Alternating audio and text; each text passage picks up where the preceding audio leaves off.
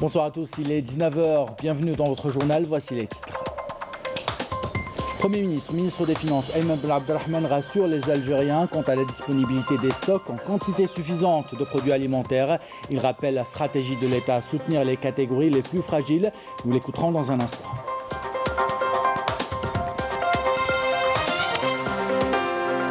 Dans ce journal, il sera question de production nationale et d'exportation de produits made in Algeria. Aqlea, une entreprise plutôt, qui importait les poteaux électriques, les exporte désormais vers l'étranger. Amnia, grâce à la volonté des agriculteurs, des centaines de terres arides sont transformées en terres cultivables. Et à Batna, une unité de production transforme des produits agricoles locaux et apporte une vraie valeur ajoutée à l'économie régionale.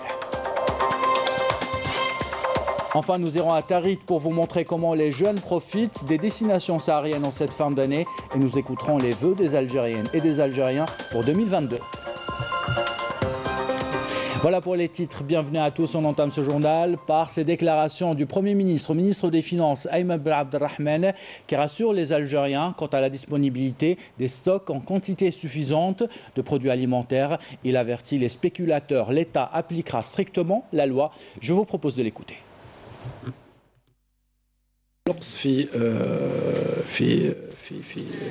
Le manque enregistré dans certains produits alimentaires de large consommation est dû principalement à une désorganisation au niveau de la chaîne de distribution, car les quantités produites ont augmenté de 1,5%. Les quantités de matières premières importées nécessaires à la production de ces produits de large consommation sont colossales et même le stock est largement suffisant pour couvrir tous les besoins des citoyens. J'en appelle donc à la rationalisation de la consommation et à ne pas se laisser entraîner ni influencer par les rumeurs et par certaines pratiques de monopole malhonnêtes. Je tiens à rappeler que l'État appliquera la loi dans toute sa rigueur concernant les pratiques de spéculation et de monopole. La loi est très claire. J'appelle par conséquent les citoyens à une consommation rationnelle tout en les rassurant quant à la disponibilité de ces produits en quantité suffisante comme le lait, l'huile, le sucre et les légumes secs.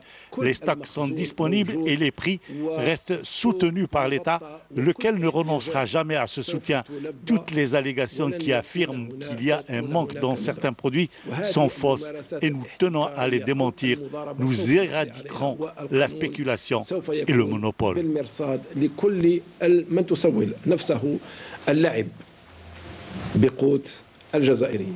Premier ministre, ministre des Finances, Ayman Ben Abdelrahman a rappelé les efforts de l'État en faveur des catégories les plus fragiles. Je vous propose de l'écouter.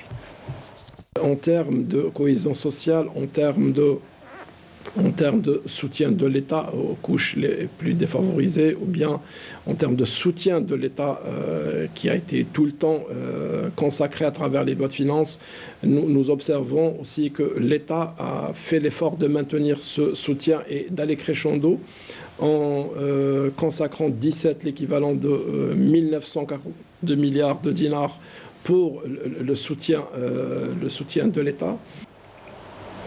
Le Premier ministre, ministre des Finances, Ayman Ben Abdelrahman, a rappelé que notre pays est classé premier en Afrique dans plusieurs domaines, et ce grâce à toutes ces réformes, des indicateurs qui sont une réalité que certaines parties tentent d'occulter. Je vous propose de l'écouter. C'est des indicateurs qu'on doit mettre en avant. On est là pour défendre notre pays. On est là pour défendre notre pays. Et quand on est dans l'erreur, on dit qu'on est dans l'erreur. Mais quand il y a des acquis qui ont été réalisés, des exploits qui sont là, il faut les décrire. Il faut faire honneur à son pays. Il faut faire honneur à son pays. Battre le moral des Algériens, c'est négatif. C'est très mauvais. Il faut le combattre. Et nous, on va le combattre. Et de son côté, le ministre du Commerce et de la Promotion de l'Investissement a mis en avant les résultats et la politique engagée par le président de la République. Je vous propose de l'écouter. L'application de la politique tracée par le président de la République concernant l'aspect économique commence à porter ses fruits. Les chiffres en attestent. La balance commerciale au 31 novembre 2021 enregistre un excédent de 1,04 milliard de dollars. Et cela est très positif car l'année dernière, elle était déficitaire de 10 milliards de dollars. Ce sont là des indicateurs forts qui prouvent que l'économie se porte bien malgré la pandémie. Voilà pour cette déclaration du ministre du Commerce et de la Promotion de l'exportation. La 26e édition du prix du 1er novembre 1954 a récompensé hier les meilleurs travaux artistiques et culturels. Les lauréats ont exprimé leur fierté de recevoir ce prix chargé de symboles. La cérémonie s'est déroulée au CIC en présence du Conseil du président de la République, Abdelhafid Allahom, et du ministre des Moujahidines et des ayants droit, Laïd Al-Biqaï, de plusieurs membres du gouvernement. Couverture de Linda Meki, commentaire signé Amel Essiriti. Les jeunes lauréats de la 26e édition du prix du 1er novembre 1954 ont été distingués lors de cette cérémonie grandiose organisée en leur honneur.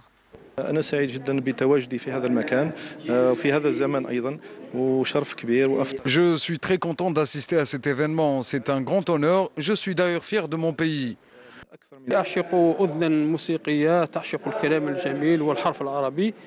J'ai l'oreille musicale, j'adore les poèmes arabes, c'est pourquoi j'ai écrit ce poème qui m'a permis d'obtenir le 3e prix.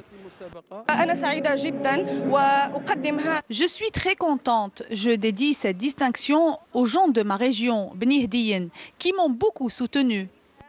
À cette occasion, le moujahid conseiller du président de la République, Abdelhafid Allahom, a été honoré. Accorder une attention particulière à l'histoire de notre pays est une priorité. D'ailleurs, cela permettra de renforcer les valeurs d'appartenance et être fier de la particularité culturelle et civilisationnelle de la nation et de mieux prémunir des influences les générations futures.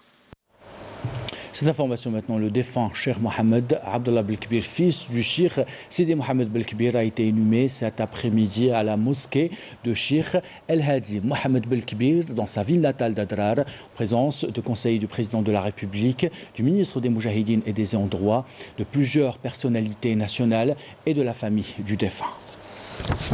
Dans le volet consacré à la production nationale et à l'exportation, nous vous présentons cette unité de production de poteaux électriques située à Qléa. L'entreprise produit suffisamment pour couvrir les besoins du marché national.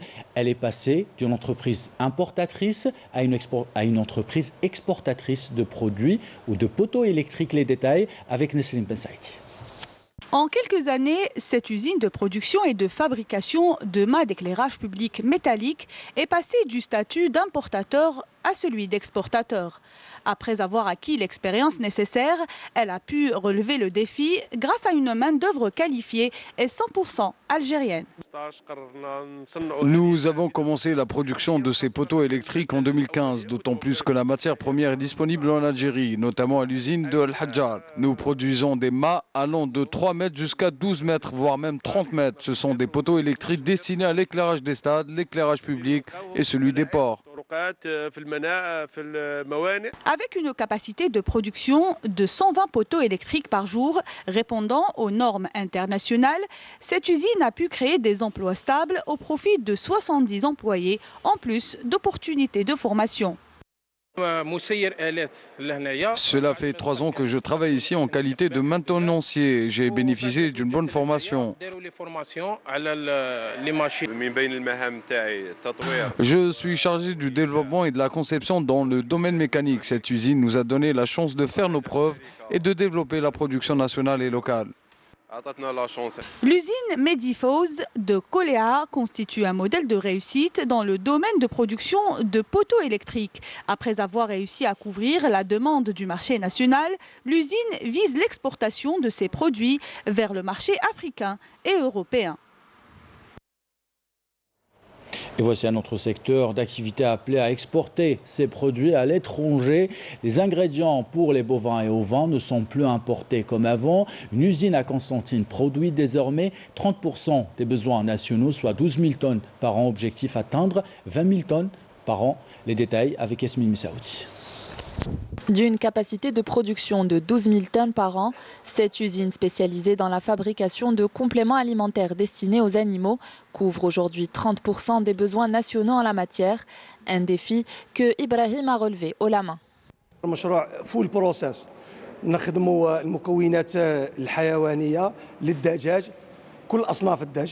Ici, nous fabriquons tout de A à Z. Nous produisons les ingrédients pour les ovins et les bovins. Grâce à notre usine, nous pouvons satisfaire les besoins des éleveurs en matières premières. Actuellement, nous produisons 12 000 tonnes par an. Nous pouvons atteindre les 20 000 tonnes. دركا ننتجوا في 12000 طن ونقدروا نطلعوا ل 20000 طن. نرافقوا les investisseurs de plusieurs manières. Ça va nous permettre un peu de limiter la facture de l'importation. Véritable générateur d'emplois, cette unité de production compte des compétences 100% algériennes qui œuvrent à assurer un produit de qualité. Nous avons saisi l'occasion pour nous former. Nous faisons notre possible pour arriver à produire de meilleurs produits que ceux que nous importions dans le passé.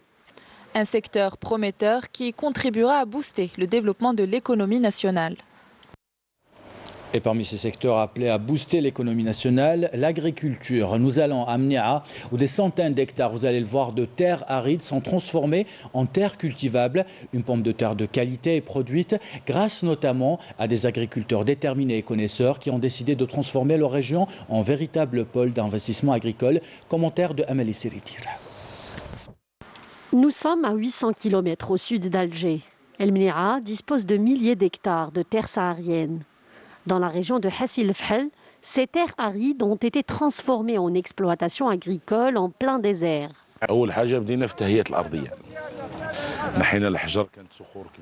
Nous avons commencé par l'aménagement des terres et nous avons ouvert des routes agricoles. 6 machines d'irrigation ont été installées sur une superficie de 180 hectares, toutes cultivées en pommes de terre, ce qui a donné un résultat très satisfaisant. Nous avons cultivé 180 hectares de pommes de terre, 70% destinés à la consommation et 30% à la semence. En plus de la mise en valeur des terres, au niveau de cette région du Sud, l'un des meilleurs producteurs de semences de pommes de terre vient apporter toute son expérience pour assurer un meilleur rendement.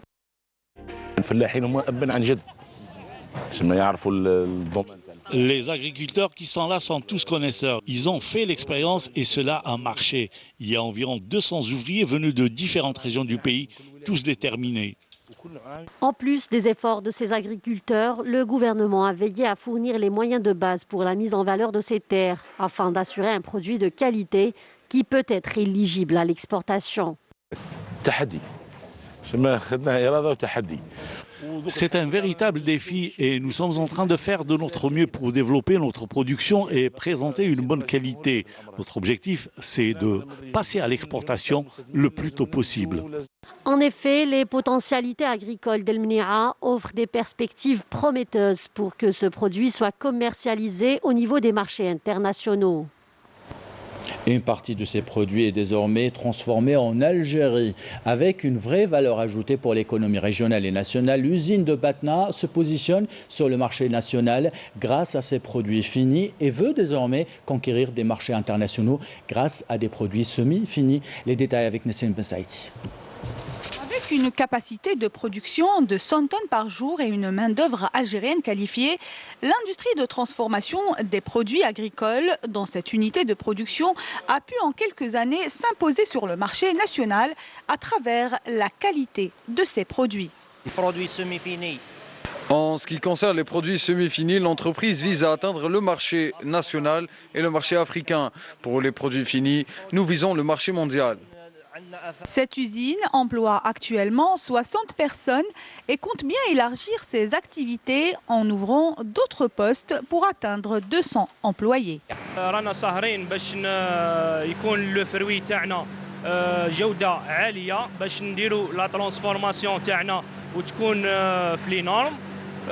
نخدموا لي برودوي سيمي فيني ولي برودوي سيمي فيني هذو نعاودوا نديروهم دي برودوي فيني.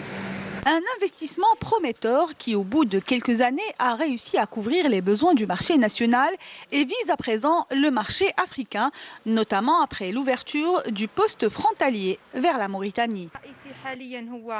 Notre objectif premier est d'atteindre le marché africain. Nous avons déjà négocié avec quelques pays comme la Mauritanie et la Libye, notamment après l'ouverture du passage terrestre de Tindouf. Il faut savoir que notre entreprise exporte exporte aussi les noyaux d'abricots vers des pays asiatiques.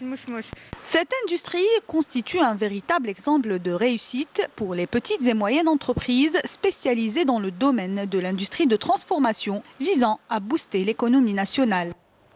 Voilà pour ce chapitre consacré aux produits made in Algérie. On fait le point maintenant sur la situation sanitaire en Algérie. Le nombre de contaminations est en légère hausse. Vous l'avez certainement remarqué.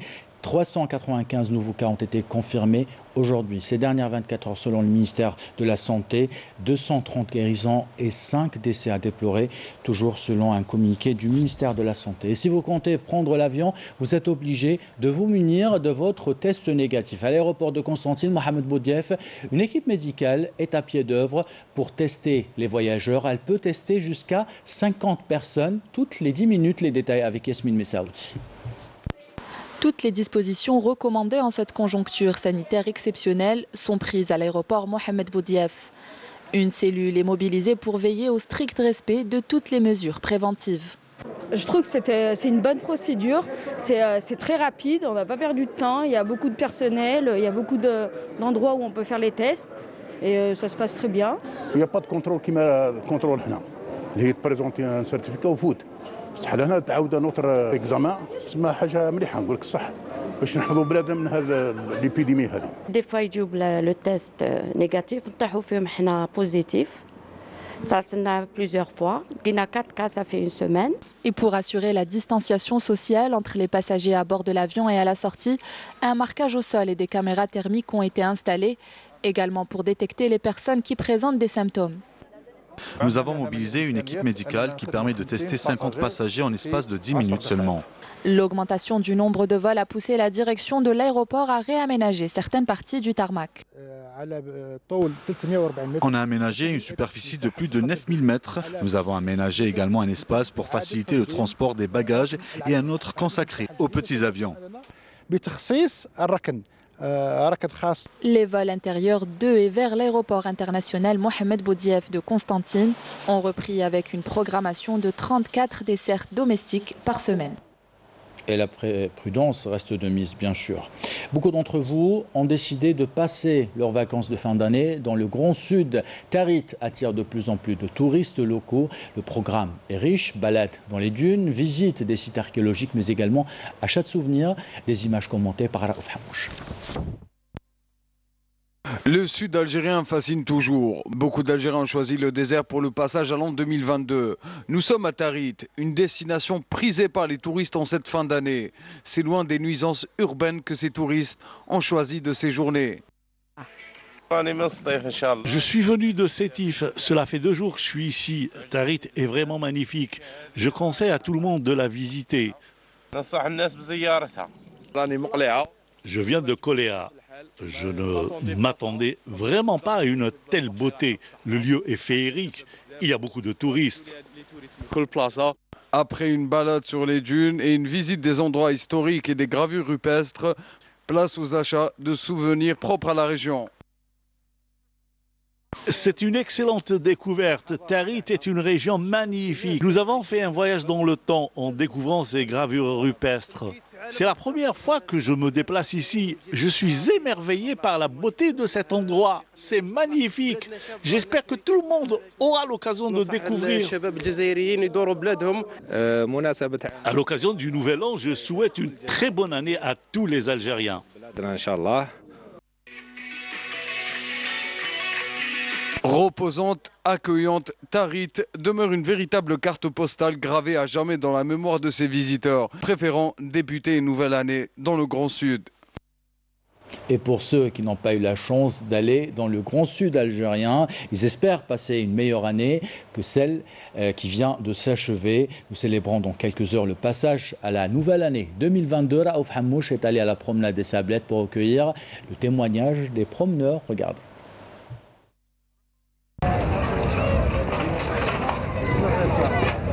Je souhaite une très bonne année pour tous les Algériens, bien sûr, et exclusivement pour mes parents, bien sûr. Je les souhaite une très bonne année, pleine de joie. Je te souhaite une bonne année. اليوم l'anniversaire تاعي إن شاء الله تكون عام جديد علينا كامل إن شاء الله يا ربي. Bonne année. نتمنى ان شاء الله البلاد الخير ان شاء الله تكون الجزائر الجديده كما يقول الرئيس. Bonjour, je souhaite bonne année tous les Algériens وان شاء الله قاعد تكونوا بخير.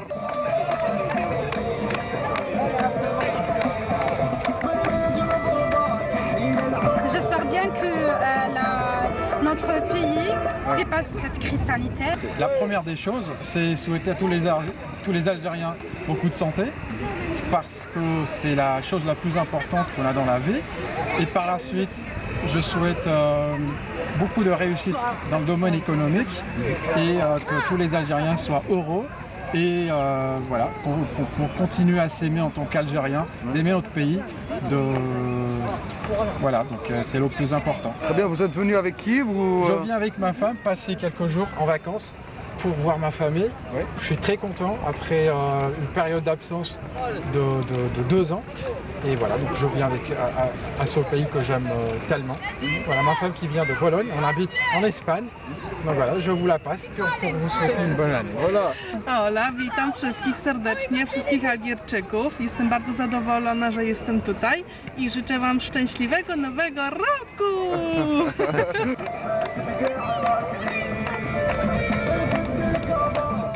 Voilà, des vœux même en polonais. C'est la fin de ce journal. L'équipe de la rédaction qui l'a préparé, l'équipe technique qui l'a réalisé, vous remercie de l'avoir suivi. Merci pour votre fidélité. J'étais ravi de vous accompagner durant l'année 2021. Je vous souhaite une excellente année 2022. Belle soirée.